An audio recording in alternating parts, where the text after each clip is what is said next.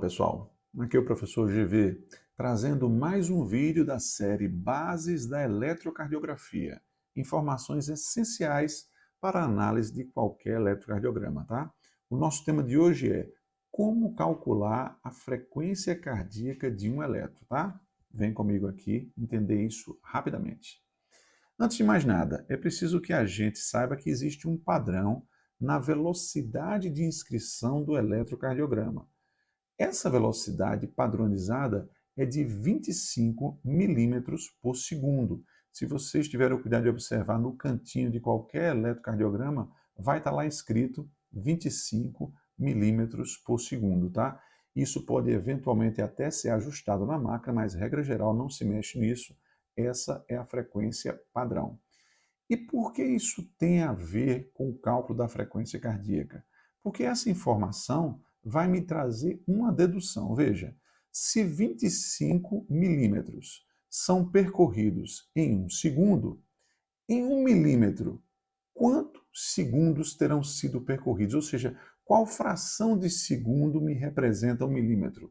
Ou seja, 1 dividido por 25, 0,04 segundo, ou, de maneira mais simples, 40 milissegundos. Então, agora, quando vocês enxergarem o papel milimetrado, saiba que existe uma informação muito valiosa, tanto na horizontal quanto na vertical. Na horizontal, eu tenho informação de tempo. Cada quadradinho na horizontal representa 0,04, ou como a gente combinou, 40 milissegundos. E um quadradão, que representam 5 milímetros, eu tenho 5 vezes 40 milissegundos, ou seja, 200 milissegundos. É isso aí.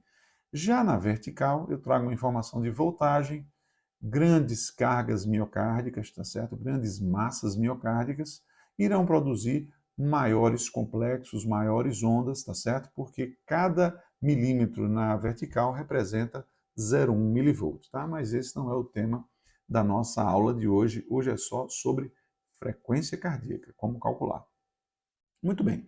Se eu sei essa informação, que existe um padrão de velocidade de inscrição do elétron, eu posso deduzir a fórmula que explica esse cálculo. Vamos lá.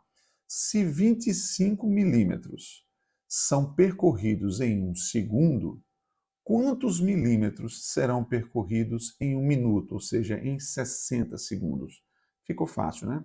25 vezes 60 explica o porquê de o cálculo, a fórmula da frequência cardíaca ser 1.500 dividido pelo número de quadradinhos que separam R a R. 1.500 é o produto de 25 vezes 60. Então, essa é a fórmula para o cálculo da frequência cardíaca. 1.500 dividido pelo número de quadradinhos que separam R de R. Vamos explicar melhor dando um exemplo que sempre facilita, tá? Eu vou pegar aqui algum lugar do elétron, vou pegar aqui V5, e vou dar um zoom nessa imagem para facilitar a compreensão de vocês. Observem agora R a R. Vejam quantos quadradinhos eu tenho separando esses dois R a R. Vejam, 5 quadradinhos, 10, 15, 20, 21 e 22. Se o cálculo da frequência cardíaca tem como fórmula 1.500 dividido pelo número de quadradinhos, neste caso, 1.500 dividido por 22, aproximadamente 68 batimentos por minuto. Lembrando que a frequência de normalidade é de 50 a 100 batimentos por minuto. Querem ver outro exemplo? Vamos pegar agora um outro elétron. Vamos fazer a mesma coisa, vamos dar o zoom, vamos pegar aqui. Como é uma frequência regular, não vai fazer diferença nenhuma. Qualquer derivação que eu pego, vou pegar aqui D1. Observe aqui D1. Observem agora dois QRS que estão juntinhos. Contem quantos quadradinhos eu separo os dois. Eu tenho aqui 5, 10. Ou seja, fórmula é 1.500 dividido pelo número de quadradinhos, 1.500 dividido por 10, frequência cardíaca de 150 batimentos por minuto, uma taquicardia, uma taquiarritmia. Tá bom? Então, ficou tranquilo para a gente entender como calcular a frequência cardíaca. Só que eu tenho para vocês uma dica que vale ouro. Por quê? Porque essa fórmula exige a gente fazer um cálculo. E a gente pode fazer uma dedução rápida para saber, num olhar, se a frequência cardíaca está normal, está abaixo de 50 ou está acima de 100. Como é que é isso? Vejam só.